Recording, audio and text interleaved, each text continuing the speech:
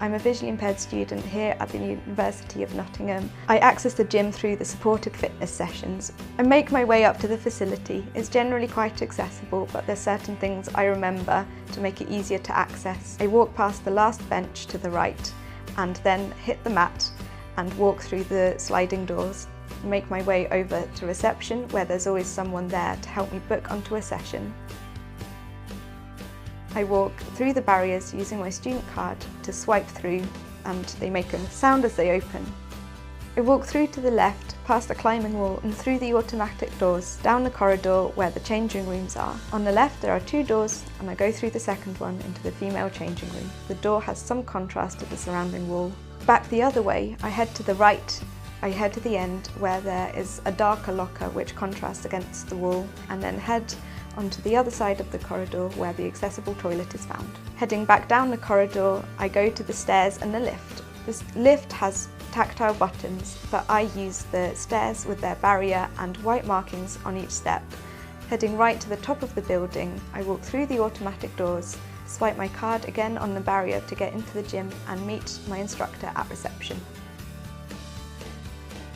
The gym is fairly large. I take my instructor's arm and he helps me to navigate the gym. The exercise areas are darker and the walkways are light. When you first head into the gym, there are mats on both the right and the left where you can warm up, use functional fitness pieces, weights, etc. You carry on, bear round to the left, and to your right, along the edge of the wall, there are cardio machines. There's a range of accessible cardio machines with tactile buttons on, and they have signage on as well. They are prioritised for disabled students.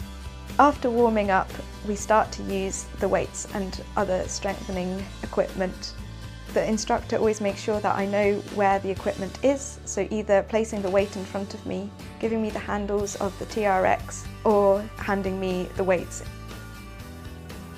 At the end of the session, they then help me through the barrier, out through the door, and to the left there's a lift which I get down to the bottom floor. I turn left out of the lift, back through the barriers, past reception, and to the left again I walk into the cafe.